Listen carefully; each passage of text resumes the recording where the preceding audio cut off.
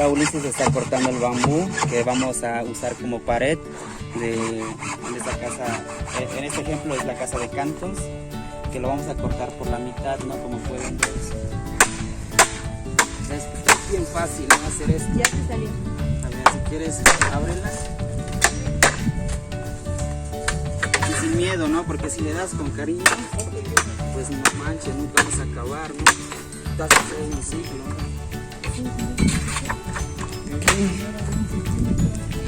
¿Listo? Bueno, ahí como lo están haciendo. En este caso puedes usar también un lazo de isle, o también puedes también usar como becucos, más natural. Pero en este caso, como nos estamos adaptando en lo que tenemos, aquí casi no hay becuco en esta región, que se inoculan en el Estado de México. Ahora pues estamos usando alambre.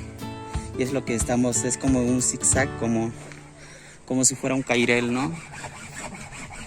Bueno, puedes acercar si quieres la cámara más cerca ya. Te puedes ir de qué lado o de ese lado. Te puedes ir también de este lado y puedes.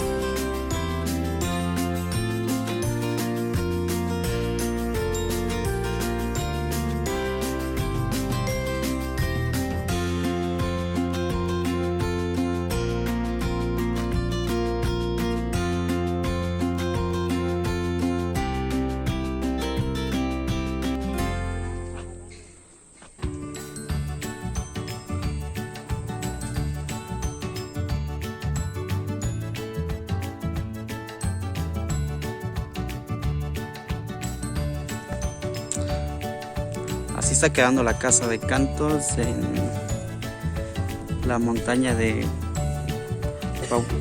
Pautinchan.